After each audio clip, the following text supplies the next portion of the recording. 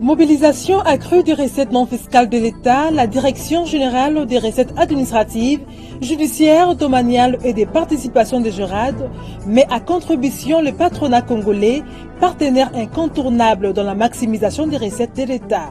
Une matinée fiscale a été organisée à cet effet. Et bien auparavant, ce sont les services d'assiette qui ont été sensibilisés pour la même fin au cours d'une séance de travail avec ces derniers. Plus de détails dans les cœurs de ces magazines. Fin mandat du chef de l'État congolais à la tête de l'Union africaine, samedi 5 février 2022 à Addis Abeba, Félix-Antoine Tshisekedi Tshilombo a cédé le bâton de commandement au Sénégalais Macky Sall lors du 35e sommet annuel de l'organisation panafricaine. Entre-temps, la RDC a pris le poste de rapporteur de l'organisation africaine. Les développements de ce titre et tant d'autres, c'est dans Fiscalité et Développement dans une présentation de Ruben Mayoni-Ntsiekiyunga. Agence Galaxy Media, la passion de développer la RDC. Tout le plaisir est pour nous de vous retrouver dans le cadre de cette grand-messe des finances publiques en République démocratique du Congo. Madame, Messieurs, bienvenue au magazine Fiscalité et Développement qui s'ouvre avec l'actualité de la DGRAD. Jeudi 3 février 2022, la Direction générale de recettes administratives, judiciaires, domaniales et des participations était en matinée fiscale avec la Fédération des entreprises du Congo FEC. C'était l'occasion pour cette régie financière de présenter aux membres du patronat congolais les innovations apportées par la loi des finances exercice 2022 relative aux mesures fiscales, douanières et de recettes non fiscales dans le secteur de l'énergie. C'était donc au siège de la FEC dans la commune de la Gombe, nous disent Marlène Bassoussou et Fanfan Makitou dans ce reportage. C'était au cours d'une matinée fiscale organisée par la Fédération des entreprises du Congo FEC que la Direction générale des recettes administratives, judiciaires, domaniales et des participations de Gérard a présenté les nouvelles mesures insérées dans la loi des finances exercice 2022 en matière non fiscale. Au total, 10 mesures ont été ajoutées, dont celles relevant du secteur de l'énergie. Pour l'exercice 2022 particulièrement, il y a eu 10 innovations que nous avons apportées. Les textes qui ont subi des modifications sont deux. Ce sont nos textes principaux. Il s'agit de l'ordonnance loi numéro 13003 sur la procédure des recettes non fiscales et puis l'ordonnance loi numéro 18003 fixant la nomenclature des droits, taxes et redevances du pouvoir central.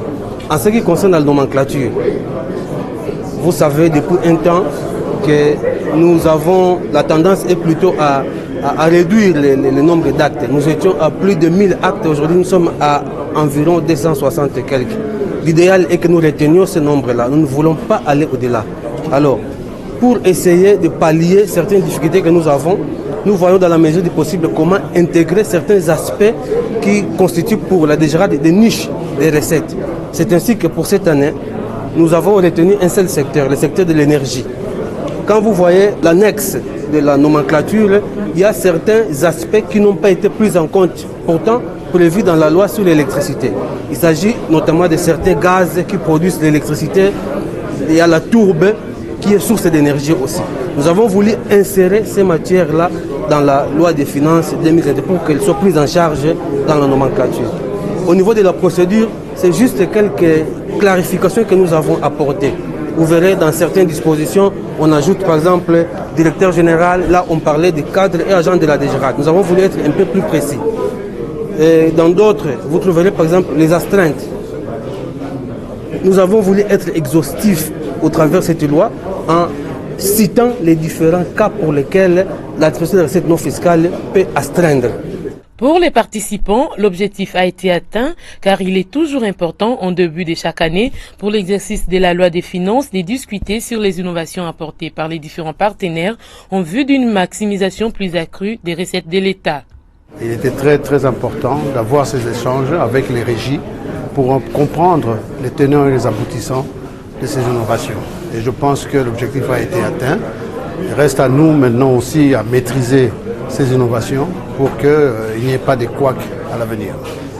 La DGRAD, étant un service mobilisateur des recettes non fiscales de l'État, multiplie des stratégies pour atteindre les assignations budgétaires de 2022 fixées par les parlements à hauteur de 2 935 milliards de francs congolais. Restons encore et toujours à la Direction générale de recettes administratives, judiciaires, domaniales et des participations de DGRAD qui a organisé mardi 1er février 2022 une séance de travail avec les services d'assiette sous la direction du ministère des Finances. Cette séance de travail qui rentre dans le cadre de la mobilisation des recettes a permis de revoir de nouveau le bilan de 2021 et de définir les priorités de 2022 afin d'atteindre les assignations budgétaires de l'année en cours. Ruth Kambaji et Gédéon Mouaï pour les détails. Faire les bilans des activités en 2021 et évaluer les niveaux de réalisation de recettes non fiscales de l'État au cours de la même année en vue de mettre en place des stratégies communes devant concourir à l'atteinte des assignations budgétaires. Tel est l'objectif de l'organisation de cette séance de travail entre la Direction générale des recettes administratives, judiciaires, domaniales et des participations de DGRAD, représentée ici par son directeur général Jean-Parfait Ntabala et les délégués des services d'assiette. Ce jour pour nous, la DGRAD est un jour mémorable dans la mesure où la DGRAD, service chargé des ordonnancements et de recouvrement des recettes non fiscales, se met ensemble avec les responsables de toutes les administrations et services mobilisateurs des recettes non fiscales de l'État pour examiner ensemble les stratégies de mobilisation des recettes de l'exercice 2022, mais également, avant ça, de passer en revue, d'évaluer les réalisations de l'exercice 2021 pour voir où est-ce qu'il y a eu des failles, où est-ce qu'il y a eu des écarts et obtenir ainsi à peaufiner les stratégies pour l'exercice en cours. Le budget, comme vous le savez, est constitué des minima. Et pour cette année 2022, le Parlement a assigné au titre des recettes non fiscales un montant de 2 935 milliards qui sont répartis à travers tous les actes générateurs de recettes des administrations et services générateurs de recettes. Et donc, pour les atteindre et les dépasser, parce que c'est ça l'objectif, qui est conforme au contrat de performance qu'on venait de signer avec son Excellence Monsieur le ministre des Finances à Mwanda. Nous allons donc continuer, on a commencé aujourd'hui, à travailler sur les stratégies de mobilisation avec les administrations et services concernés et qui ont en charge la constatation, la liquidation de ces mêmes recettes, mais aussi à fournir aux requérants, services ou entreprises et personnes physiques les services que l'État met en consommation et qui sont payants. Là où c'est payant, donc la DGRAD intervient en dernière phase de la mobilisation des recettes. Ça fait exactement 5 ans. Le dernier permis de conduire qui a été mis officiellement en circulation date de 2017, si je me trompe. Et aujourd'hui, les dispositions sont prises pour que les permis de conduire soient produits. On a identifié un fournisseur ou quelqu'un qui a gagné ce marché et qui devra bientôt, après la signature du contrat, les mettre en production et nous espérons qu'ainsi les permis de conduire pourra contribuer efficacement à la réalisation des assignations du ministère des Transports et Voies de Communication. Depuis 5 ans, vous voulez dire, aucune recette n'a été enregistrée sur la rubrique permis de conduire. Et je crois que si on regarde cette rubrique au budget, c'est en termes de milliards que le pays a perdu et que nous espérons commencer à gagner cette année.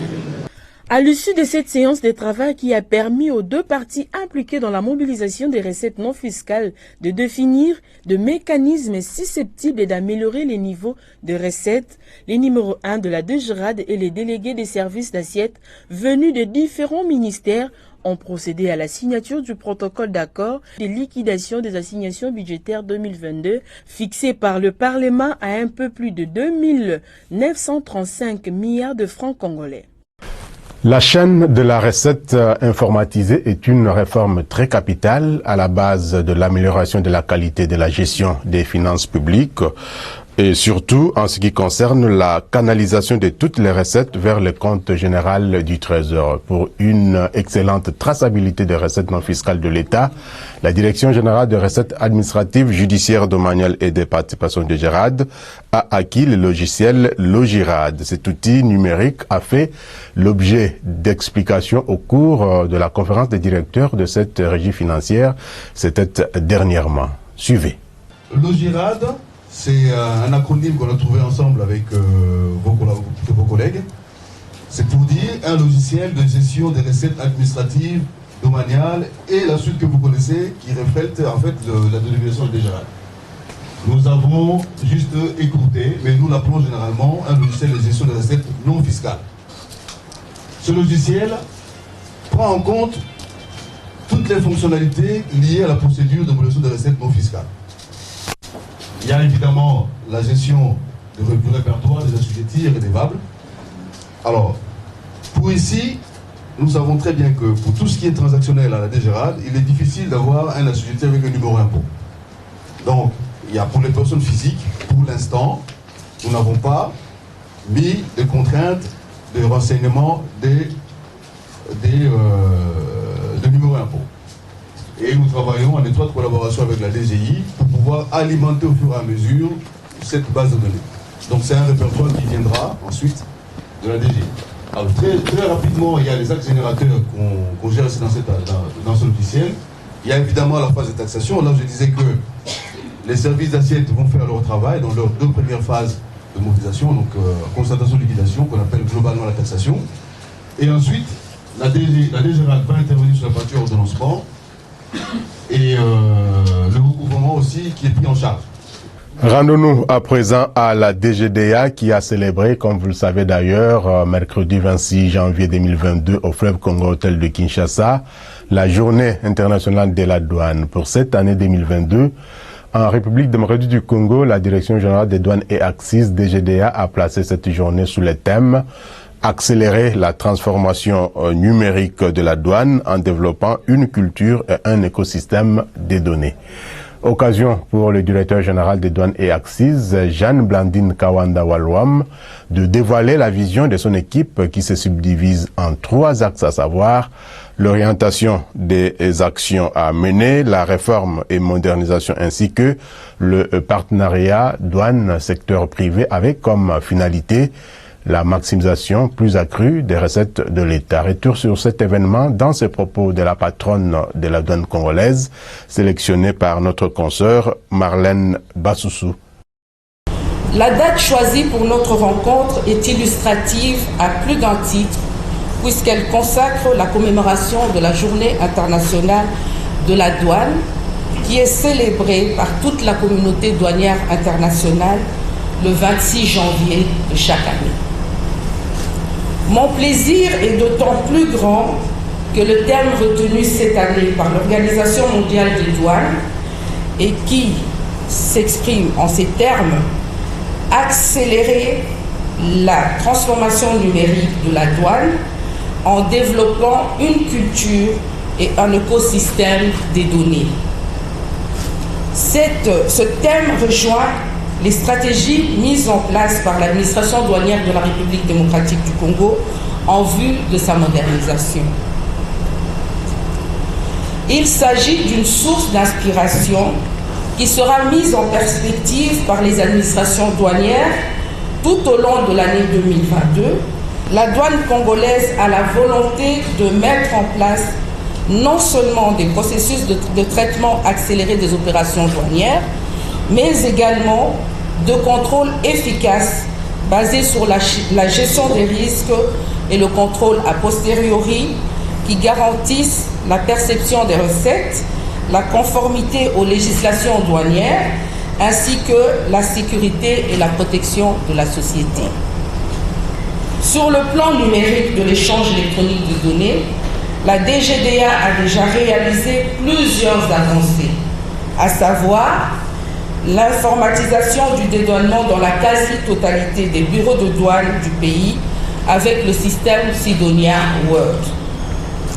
La mise en ligne d'une application mobile pour informer à temps réel les usagers de la douane. L'interconnexion du système de dédouanement de la DGDA avec ceux de certaines administrations douanières de la région pour l'échange des données.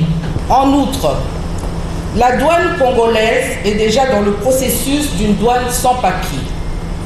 Elle est déterminée à travailler davantage dans ce domaine pour améliorer notamment la qualité du service rendu aux usagers de la douane. Ici, je voudrais rendre un vibrant hommage à tous les douaniers de la République démocratique du Congo pour le travail accompli tout au long de l'année 2021 qui vient de s'écouler. Je vous demande de les applaudir. Et puis, à l'ère de nouvelles technologies, de l'information et de la communication, l'administration fiscale congolaise ne veut pas, en tout cas, rester en marge de cette évolution. La haute direction des impôts ne jure que pour la digitalisation du paiement des impôts en vue d'une maximisation accrue des recettes fiscales. Je vous propose de suivre plutôt ce sketch pour vous en convaincre.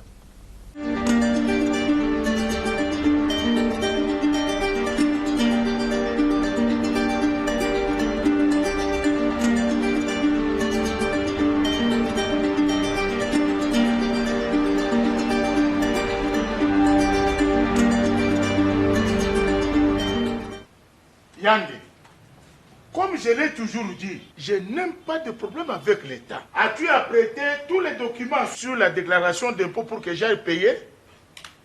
C'était seulement ici. Mais c'était seulement ici. Où est-ce que c'est parti? Est-ce que ça a pris les jambes pour aller où? Yandé, si tu ne me les retrouves pas, tu es viré.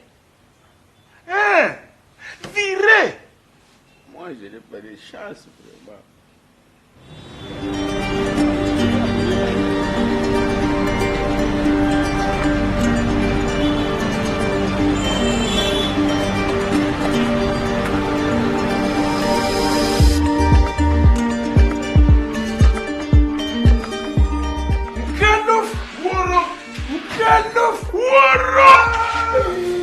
Je n'étais pas marié.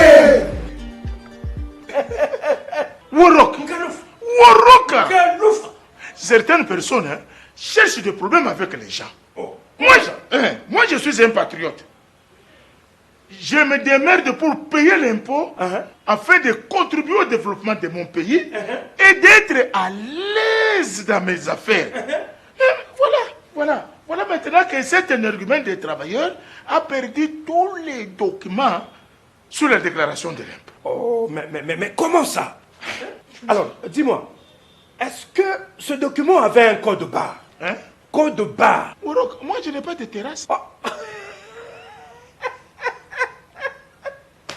Non, ce n'est pas pour la terrasse. C'est pour cette alimentation MB. Ce n'est pas le bar de la terrasse, mais plutôt code barre. Désormais, tous les documents de déclaration d'impôt doivent avoir un code barre contenant un numéro de série. Ah bon? Oui, ce qui atteste que la DGI vous reconnaît et donc l'argent va entrer dans la caisse de l'État. Mais maintenant, cette déclaration, avec le code barre, on va l'attraper où? Pour l'obtenir, c'est simple. Il y a 3 possibilités. Avec votre smartphone ou ordinateur, tapez sur www.dgi.gouv.cd.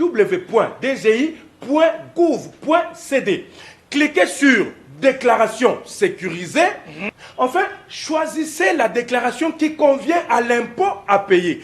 Ou encore, rendez-vous auprès des services gestionnaires et demandez une déclaration avec code barre.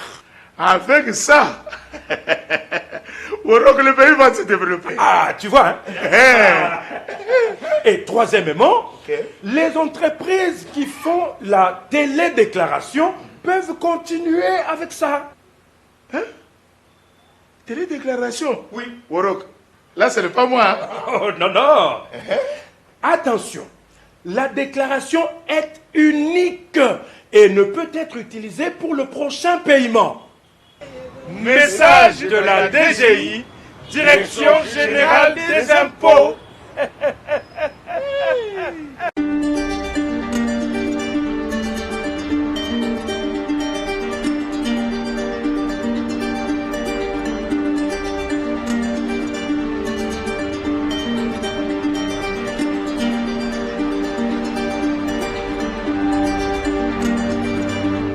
Sachez que dans le cadre de l'implémentation de la bonne gouvernance dans la gestion publique, l'Inspection générale des finances IGF a déployé près de 130 inspecteurs des finances pour encadrer les opérations financières des entreprises et établissements publics comme l'OCC, la SNCS, la SNEL, la SCPT, l'INPP, la RVA, le FPI, le FONER, l'OGEFREM, le CEC, la GECAMINE, des provinces de Kwilu, du Congo central, de Kinshasa, du Lualaba, du Sud Kivu et du Haut-Katanga, des 3 régies financières, à savoir la DGI, la DGDA et la DGRAD, à Goma, Matadi, Boma, Lubumbashi, Kolwezi et Kinshasa.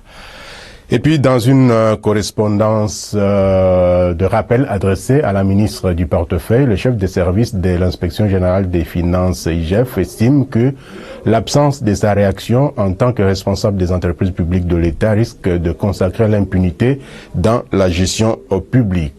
Tous les dossiers transmis à la ministre du portefeuille relatifs à la gestion calamiteuse à la régie des eaux, irrégularité et surfacturation à la SCTP ex-ONATRA, à la société Cobil et Sona Hydroc font état de l'ampleur et de la gravité des actes de mauvaise gestion dans ces entreprises du portefeuille de l'État par les mandataires publics. Jules Alinguete lui rappelle que cette situation n'est pas mobilisatrice des services appelés à lutter contre les antivaleurs dans la gestion publique et risque de conforter les mauvais gestionnaires dans leurs pratiques qui ruinent la République. Il appelle donc à la préservation des intérêts de l'État. D'ailleurs, vendredi 21 janvier, sur Top Congo FM, Jules Alinguete avait annoncé que certaines entreprises seront sous la surveillance permanente de l'IGF. C'est ce qui justifie d'ailleurs le déploiement des 130 inspecteurs des finances pour constituer une véritable armée. Bien auparavant, ces inspecteurs des finances que nous venons de parler, qui viennent d'être déployés dans les services publics, ont suivi une formation d'1 semaine pour un renforcement des capacités et d'unification des méthodes d'intervention. Retour sur cette formation dans ce reportage. En prélude du déploiement massif des inspecteurs de finances pour surveiller, encadrer et contrôler les services et établissements publics de l'État, les régies financières, les provinces et les comptes généraux du Trésor, l'Inspection générale des finances organise à l'intention de ses membres une formation des mises à niveau, de renforcement de capacités, de la définition de nouvelles stratégies de surveillance de certains points de contrôle de l'IGF.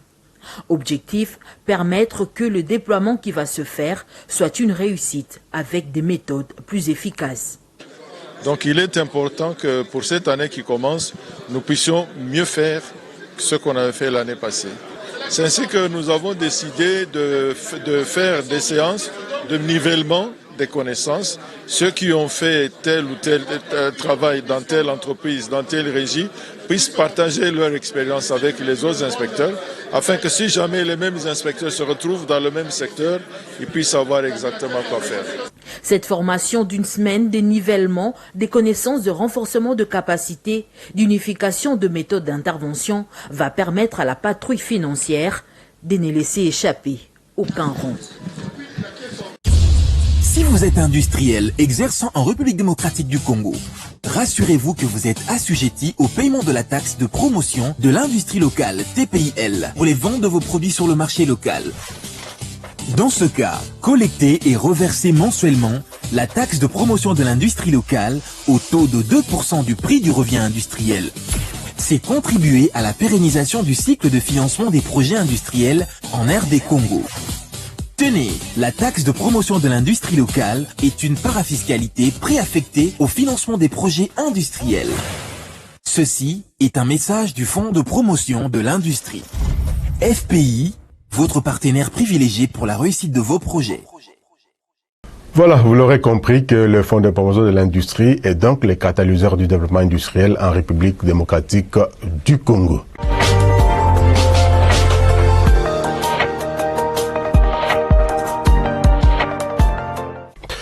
En dehors de nos frontières, le président de la République démocratique du Congo, Félix-Antoine Tshisekedi Tshilombo, a terminé son mandat à la tête de l'Union africaine. Le chef de l'État congolais a prononcé donc son discours de fin mandat. C'était samedi 5 février 2022 à Addis Abeba à l'occasion du 35e sommet annuel de l'organisation panafricaine. Un nouveau bureau a été donc présenté qui sera dirigé par le Sénégalais Macky Sall. Cependant, la RDC prendra le poste de rapporteur alors que la Libye occupera la deuxième vice-présidence et l'Angola la troisième vice-présidence de l'Union africaine. C'est donc Macky Sall, comme nous l'avions dit tantôt, qui a pris les rênes de l'Union africaine depuis ce 5 février 2022. Statut d'observateur à Israël, retour inquiétant des coups d'État en Afrique et transition militaire, différent sur les barrages de la Renaissance, sommet Union africaine-Union européenne visant à refonder les relations entre les deux continents à la lumière de nouveaux enjeux géostratégiques, guerre en Éthiopie, Covid-19 et ses conséquences sur les économies africaines. En tout cas, ce sont les points qui figurent parmi les enjeux du sommet et du mandat du président sénégalais Macky Sall. 3 ans après le début d'une pandémie épouvante pour les pays, la croissance mondiale devrait donc fortement marquer le pas. Dans ce contexte défavorable, les économies émergentes et en développement sont confrontées à des difficultés grandissantes entre flambée de Covid-19 persistante, hausse de l'inflation, niveau d'endettement record et montée des inégalités de revenus. Selon les dernières informations aux dernières perspectives économiques mondiales, la croissance mondiale devrait ralentir sensiblement pour s'établir à 4,1% en 2022 et 3,2% en 2023 contre 5,5% en 2021 sous l'effet de l'essoufflement du rattrapage de la demande et du retrait des mesures de soutien budgétaire et monétaire à travers le monde. La propagation rapide du variant Omicron laisse en outre présager que la pandémie continuera probablement de perturber l'activité économique à court terme. Dans les économies émergentes et en développement, la croissance devrait reculer de 6,3% en 2021 à 4,6% en 2022 et 4,4% en 2023. Ces pays sont exposés à des risques particuliers. Tout d'abord, la décélération notable enregistrée dans les grandes économies, dont les États-Unis et la Chine, va réduire la demande extérieure des biens et des services pour de nombreuses économies émergentes et en développement. Ensuite, ces coups de frein surviennent alors même que les gouvernements de nombre de ces pays ne disposent pas d'une marge de manœuvre suffisante pour faire face, les cas échéants, à de nouvelles difficultés comme les nouvelles flambées de Covid-19, goulets d'étranglement persistants dans les chaînes d'approvisionnement et pression inflationniste ou encore forte vulnérabilité financière dans une grande partie du monde, soit autant de menaces conjuguées qui augmentent le risque d'un atterrissage brutal dans ces économies. Les économies avancées et les économies émergentes et en développement sont sur deux trajectoires de vol différentes, décrypte Ayan Koz, directeur du groupe des perspectives de la Banque mondiale. Retour au pays pour parler réunion du Conseil des ministres dont la 39e présidée par le président de la République Félix-Antoine Tshisekedi Tshilombo a eu lieu vendredi 4 février 2022 par visioconférence. Parmi les points qui ont figuré à l'ordre du jour. Il y a entre autres l'urgence de la délocalisation et modernisation du marché de Matadi-Kibala dans la commune de Mongafula suite à l'incident survenu le mercredi 2 février 2022 dernier causant la mort de 26 personnes. Le chef de l'État a chargé le Premier ministre de mettre tout en œuvre afin de mettre également en place une commission pour que les mesures de sécurité appropriées soient trouvées sur les lignes de haute tension de la Société nationale d'électricité. On écoute à cet effet un extrait du compte rendu de cette réunion du Conseil des ministres fait ici par le ministre des Postes, de Télécommunications et Nouvelles Technologies de l'Information et de la Communication, PT Antique, Augustin Kibasamaliba. L'urgence de la délocalisation et de la modernisation du marché de Matadi-Kibala. Le président de la République, rappelant sa communication à la 35e réunion du Conseil des ministres à ce propos, a martelé qu'aucune posture, aucun argument, aucune excuse ne saura justifier la survenance d'un tel événement pourtant évitable. Il a dit attendre les résultats des études de faisabilité de la délocalisation et de la construction d'un nouveau marché qui devrait être mené par l'équipe mise en place et qui doivent être présentés à la 42e réunion du Conseil des ministres.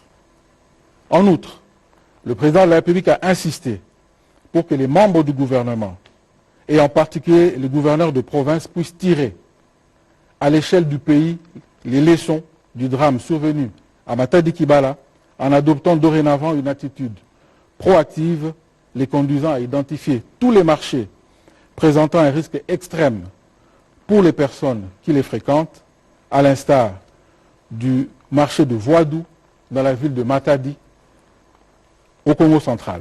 Ce travail devrait aussi s'étendre aux différents sites menacés par les érosions ou le péril des constructions anarchiques. Des solutions doivent être trouvées de manière progressive, mais il ne sera plus question de tolérer le laxisme dans les actions à entreprendre lorsqu'il s'agit de la protection de nos concitoyens, a insisté le président de la République. Il a chargé le Premier ministre de mettre en place une commission ad hoc qui comprendra les responsables de la Société nationale de l'électricité SNEL, le gouvernement provincial de Kinshasa, le ministre des Affaires foncières, la police nationale congolaise, ainsi que d'autres services habilités en vue de s'assurer que les mesures de sécurité appropriées soient prises autour de toutes les lignes de haute tension et d'autres servitudes du domaine de la SNEL. 26 morts, comme nous l'avions dit tantôt, c'est le nombre de victimes du drame survenu au marché de Matadi-Kibala dans la commune de Mongafula où une foudre avait sectionné un câble électrique d'une ligne de haute tension de la SNEL mercredi 2 février dernier dans la matinée. La délocalisation de ce marché et la problématique de l'aménagement des habitations sur les pieds des pylônes de la SNEL ont fait l'objet d'une réunion en urgence avec les ministres sectoriels à l'hôtel du gouvernement sous la présidence du Premier ministre Jean-Michel Sama Lukonde Kyenge. Didi Mavambou pour plus de précisions. Mercredi 2 février 2022, un drame est survenu au marché de Matadi-Kibala dans la commune de Mongafula. La coupure d'un câble électrique de la ligne haute tension de la SNEL suite à une foudre sur l'avenue Malanda provoque la mort de 26 personnes, dont 24 femmes et 2 hommes. Le Premier ministre Jean-Michel Sama Lukonde Kyenge s'est rendu sur le lieu de l'accident pour se rendre compte des dégâts causés. Le premier sentiment, c'est d'abord un sentiment de regret. C'est de présenter au nom du président de la République les condoléances à toutes ces familles attristées. Et puis bien sûr, le deuxième constat, c'est de rentrer sur des instructions qui nous avaient déjà été données par le président de la République sur le besoin de voir comment est-ce qu'on peut s'occuper de ce site, ce marché de Matadi-Kibala qui présente beaucoup de risques, non seulement du point de vue de la circulation, mais aussi de la servitude sur laquelle il y a des personnes qui ont construit, malheureusement en loi. Donc ici, nous allons d'abord prendre nos responsabilités en termes de nous occuper en tant que gouvernement des obsèques des personnes qui sont décédées. Et très vite, on va voir avec les autorités de la ville, d'abord non seulement le gouverneur, mais aussi les ministères sectoriels concernés, comment est-ce qu'on peut arriver à trouver une solution durable à cette question du marché de Matadi Kibala, ici, dans la ville de Kinshasa.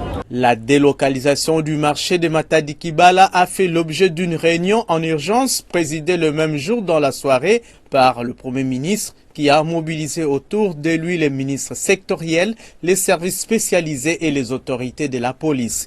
Une situation qui intervient alors que le gouvernement de la République avait déjà projeté des actions urgentes sur la délocalisation de ce centre de négoce conformément aux instructions données par le chef de l'État au cours de la réunion du Conseil des ministres du 7 janvier 2022.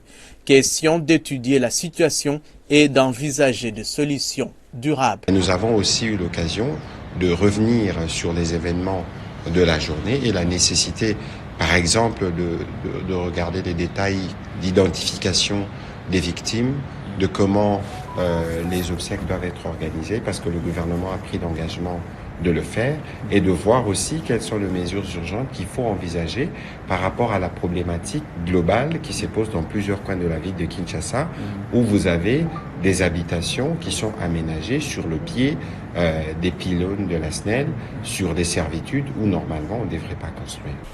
Autre chose à présent, le développement de la République démocratique du Congo passe également par une bonne éducation de ses fils et filles, outre l'enseignement des bases. L'enseignement supérieur et universitaire doit être de qualité, c'est le cas de le dire pour l'université Mapon à Kindu dans le Maniema qui forme en tout cas des cadres dans plusieurs domaines de la vie nationale. En marge de la rentrée académique 2021-2022, l'université Mapon a organisé une réception à l'honneur des nouveaux inscrits pour leur souhaiter la bienvenue. Regardez plutôt ces images.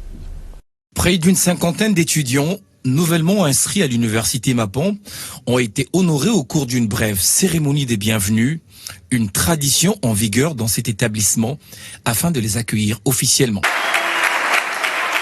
L'événement, organisé par la coordination des étudiants, a eu lieu conjointement avec le lancement de l'année académique 2021-2022 et présidé par le recteur de l'université. Pour Jimmy Kalenga, l'université Mapon est indubitablement le Harvard de la République démocratique du Congo au regard de sa qualité de formation et ainsi que de son architecture très imposante en pleine ville de Kindu. La vision de l'université Mapon est vraiment une vision haute.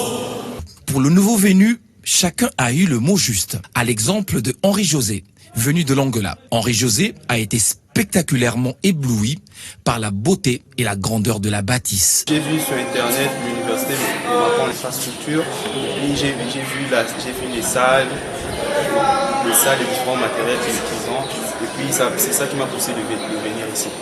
Je suis là sur place, je m'assois dans l'auditoire, ça me plaît, je vois pour la première fois. Quelqu'un qui n'utilise pas les craies pour écrire au tableau. Si les bâtiments ont eu un effet sur Henri José, Jancy, venu de Mbujimaï, a été impressionné par les équipements du laboratoire. Ce qui m'a vraiment poussé à venir suivre mes études supérieures ici à l'université Mapon. Premièrement, ils ont un système LM2 et ils octroient des diplômes internationaux et ils ont aussi des laboratoires bien équipés. Et l'enseignement se fait non avec des craies, mais avec de l'intensité électrique. À l'université Mapon, la rentrée académique a été effective depuis le 5 janvier dernier, tel que recommandé par le ministère de tutelle. De l'université Mapon, voyons à présent le comportement des prix de denrées alimentaires de grande consommation sur les principaux marchés de Kinshasa, la capitale, dans cet élément proposé par Naomi Makwela. Ces tours d'horizon de prix des denrées alimentaires de grande consommation s'ouvrent avec les poissons salés, appelés ambassades, dont le coût d'un carton de 9 kg est resté stable sur les principaux grands marchés de la ville de Kinshasa d'une semaine à une autre. Au marché de la Liberté, le prix de cette denrée alimentaire se vend à 115 000 francs congolais. Même constat fait au marché Zigida, où le coût d'un carton de poisson salé revient à 120 000 francs congolais. Légère hausse par contre au marché Gambela, où le prix d'un carton de poisson salé qui coûtait 112 000 francs congolais se négocie actuellement à 114 000 francs congolais. Enfin, au marché Matete, on peut l'avoir à 120 000 francs congolais.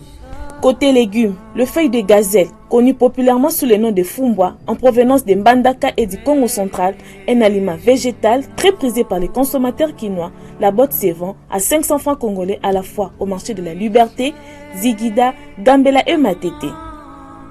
Le prix d'un bol d'arachide sec, appelé autrement Ebundeli, se vend à 1800 francs congolais au marché de la Liberté, à 2200 francs congolais au marché Zigida, à 2000 francs congolais au marché Gambela et Matete. Pour la farine de manioc en provenance du Kwilu et du Congo central, sachez que le prix d'un récipient connu communément sous le nom de Kolo est à 1500 francs congolais à la fois au marché de la Liberté, Zigida et Gambela. Et à 1200 francs congolais, c'est le prix observé au marché Matete. Bouclons ce tour d'horizon de prix des denrées alimentaires de grande consommation avec les safou, dont un lot de 5 fruits coûte 1000 francs congolais au marché de la Liberté, 1500 francs congolais au marché Zigida et 1000 francs congolais au marché Gambela et Matete. Telles sont les tendances de prix de quelques produits alimentaires de grande consommation collectées par l'agence Galaxy Media au samedi 5 février 2022 sur les principaux grands marchés de Kinshasa. Et puis, sur le marché d'échange, le taux officiel de la Banque centrale du Congo a affiché au vendredi 4 février 2022 $1 américain à 2000,43 francs congolais, 1 euro à 2247,95 francs congolais, un franc CFA à 3,42 francs congolais, un rand de la monnaie sud-africaine à 130,49 francs congolais. Au samedi 5 février 2022, au parallèle cette fois-ci, les taux a varié entre 1990 et 2000 francs congolais les rois dollars dans la majorité des communes de Kinshasa. À l'aéroport international d'Indjili, la devise américaine s'échangeait à 1950 francs congolais, à 2000 francs congolais dans plusieurs supermarchés de Kinshasa, la capitale, et à 2025 francs congolais, précisément sur l'avenue Lukusa dans la commune de Lagombe chez Mère Double. À Lusambo, nous sommes là dans la province du Sankuru. Le dollar a valu 2000 francs congolais, mêmement à Chikapa dans la province du Kasaï, à Inongo dans le Maïndombe et à Goma dans le Nord Kivu.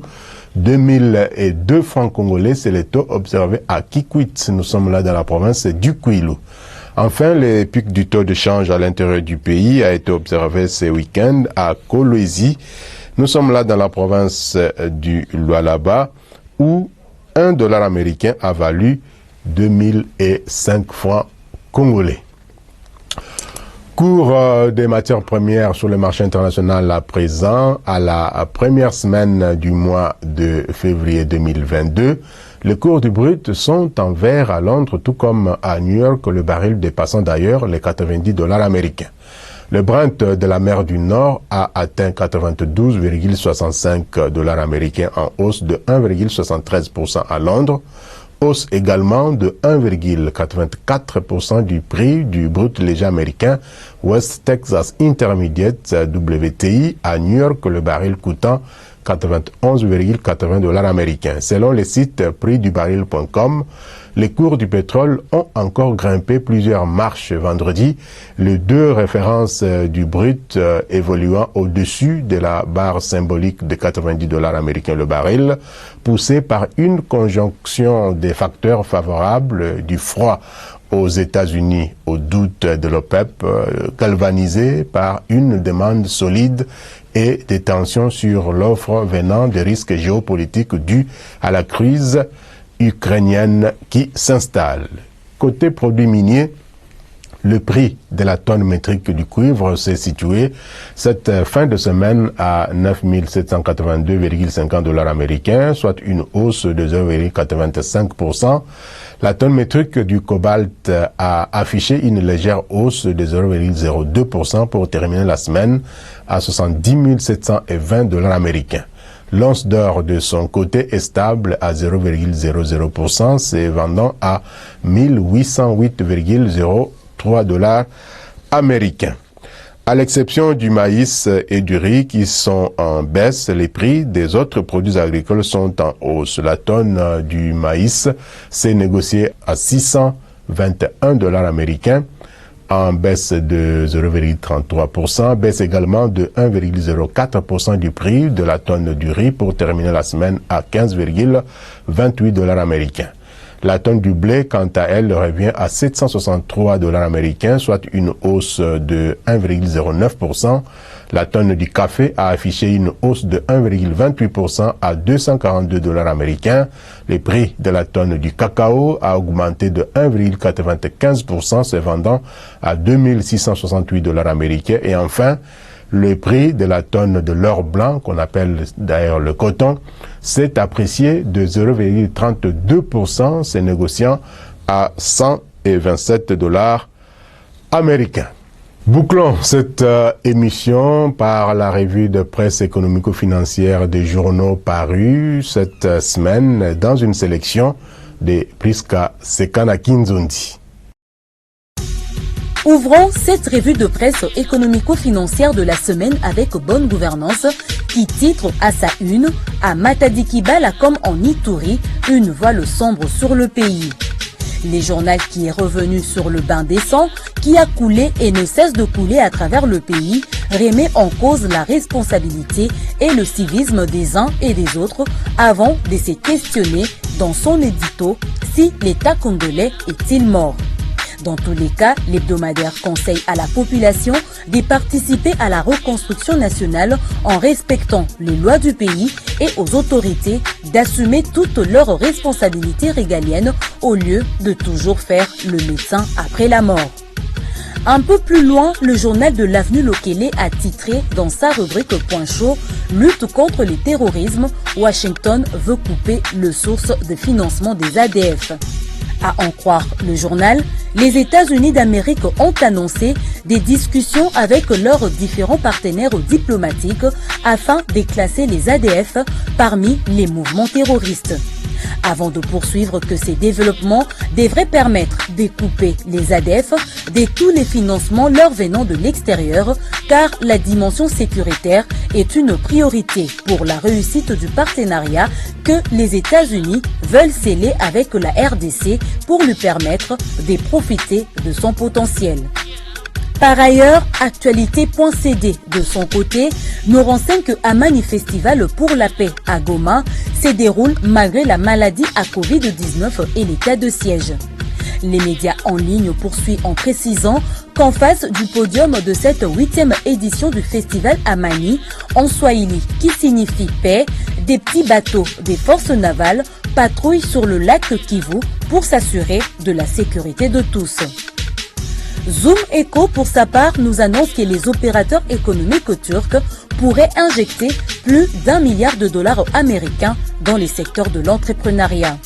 L'objectif poursuivi, à en croire le confrère, d'aider les acteurs économiques congolais évoluant dans le monde des affaires en leur donnant l'opportunité de tisser des relations de coopération avec les entreprises turques. Bouclons cette revue de presse économico-financière avec l'agence congolaise de presse ACP qui révèle la hausse de prix des denrées alimentaires dans la ville de Lubumbashi. La consoeur précise qu'après avoir effectué une ronde dans différents marchés de la ville qui préfèrent les produits tels que le sac de riz de 25 kg, le sac du sucre de 50 kg, le sac des braises de 25 kg, pour ne citer que ceux-là, connaissent une flambée consécutivement à la hausse de prix de produits pétroliers après que le ministre de l'économie nationale ait procédé à la révision des structures des prix de produits pétroliers. Voilà tout pour cette revue de presse économico-financière de la semaine. Madame, Monsieur, la grand-messe des finances publiques en République démocratique du Congo, fiscalité et développement est ainsi dite. Merci de l'avoir suivi et excellente suite des programmes sur votre chaîne. Au revoir et à très bientôt. Santé des fers à tous et à toutes.